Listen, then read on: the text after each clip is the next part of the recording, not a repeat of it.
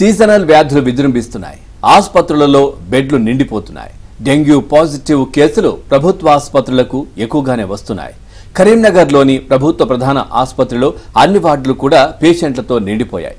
Dengue positive కేసులకు special వార్డులలో చికిత్స అందిస్తున్నారు. కరీంనగర్ ప్రభుత్వ ఆసుపత్రి నుంచి మరింత సమాచారాన్ని మా కరెస్పాండెంట్ శ్రీనివాస్ అందిస్తారు. సీజనల్ వ్యాధులు విజృంభిస్తున్నాయి. ప్రభుత్వ ఆసుపత్రిలో బెడ్లన్నీ కూడా నిండిపోతున్నాయి. వచ్చిన పేషెంట్స్కి వచ్చినట్టే ట్రీట్మెంట్ ఇస్తూ పంపిస్తున్నారు. సీరియస్ కేసులను మాత్రం అడ్మిట్ చేసుకుంటున్న పరిస్థితి మనకు కనిపిస్తోంది. సో ప్రస్తుతం మనం విష జ్వరాల బారిన పడ్డ వార్డులో ఉన్నాము. ఆ మేల్ ఫీమేల్ వార్డులో అందరూ కూడా ట్రీట్మెంట్ తీసుకుంటున్న పరిస్థితి మనకు కనిపిస్తోంది.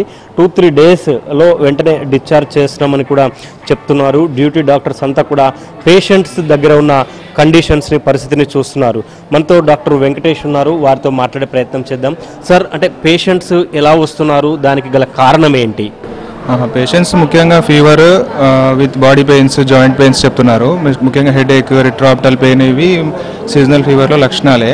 అక్యూట్గా వాతావరణం మార్పు రావడం ఒకటి, అండ్ మాన్సూన్ సీజన్లో ఇవి ఎక్కువగా పేషెంట్స్ వస్తున్నారు. అంటే ఏమైనా డెంగ్యూ కేసులు లాంటి ఏమైనా నమోదు అవుతున్నాయి సార్? మలేరియా కానీ, టైఫాయిడ్ కానీ అట్లా రెగ్యులర్ ఇన్వెస్టిగేషన్స్లో రొటీన్ ఫీవర్ ప్రొఫైల్లో అన్నీ చేపిస్తున్నాం అందరికీ.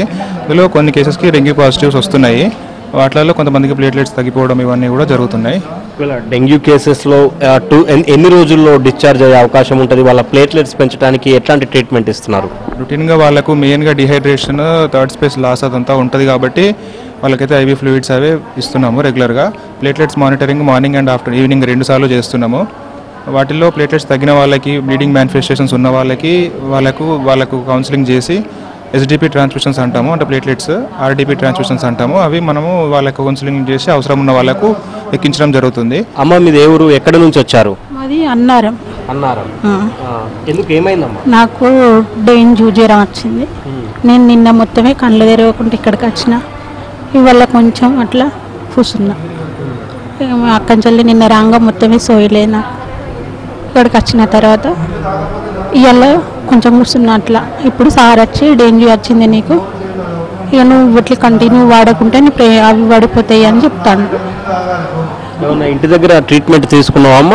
ఇంటి దగ్గర తీసుకుంటే ఏం కవర్ కాలే. నాకు కవర్ కాకుంటే మాకు డబ్బులు లేవు, మాకు ఉంచుకున్నంతకే బడ్జెట్ లేదు. మరి ఎట్లా అని ఇక్కడికి వచ్చినాం. ఇక్కడికి వచ్చినాక సారు చూసి అమ్మ నేను బెడ్కి రాస్తాను అని చెప్పిండు. బాగుంది నీకు ఫీవరు, రాస్తాను అని చెప్పిండు. సరే సార్ ఆయిరంటే నా ఎంబడే వాళ్ళు రాలేదు. ఇప్పుడు బాగానే ఉందమ్మా? ఇప్పుడు గుంజుతున్నాయి అన్నీ, కాకపోతే కొంచెం అట్లా గుంజుతున్నాయి. ఇక మంచిగా ఉంటావు, రక్తం తక్కువ ఉన్నది అది అన్నయ్య అంటే ఇటు తీసుకొచ్చినాం. ఇక నిన్నటి సంది కొద్దిగా మంచిగా ఉన్నది. నిన్నటి సంది కొద్దిగా సార్. సో చాలా మంది పేషెంట్స్ అంతా కూడా మనం వార్డులో చూడొచ్చు. సో కొన్ని సీరియస్ కండిషన్స్ ఉన్న పేషెంట్స్ ఇప్పటి వరకు రాలేదు, కానీ ఆ డెంగ్యూ పాజిటివ్ కేసులు అయితే నమోదు అవుతున్నాయని డాక్టర్లు అయితే చెప్తున్న పరిస్థితి మనకు కనిపిస్తోంది.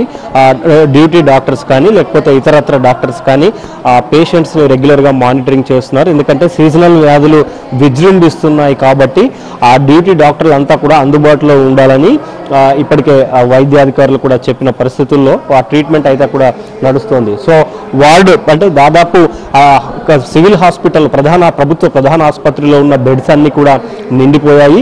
మేల్ ఫీమేల్ వార్డ్స్తో పాటు అటు పిల్లల హాస్పిటల్స్, ఇటు జనరల్ వార్డులో కూడా పేషెంట్ల రద్దీ కొనసాగుతోంది. 2-3 నెలల పాటు ఈ పేషెంట్స్ రద్దీ ఉంటుందని, జాగ్రత్తగా ఉండాల్సిన అవసరం ఉందని డాక్టర్లు సూచిస్తున్నారు.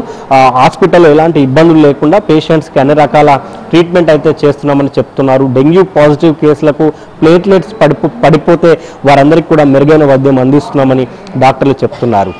వీడియో జర్నలిస్ట్ సంపత్తో శ్రీనివాస్, ABN ఆంధ్రజ్యోతి, కరీంనగర్.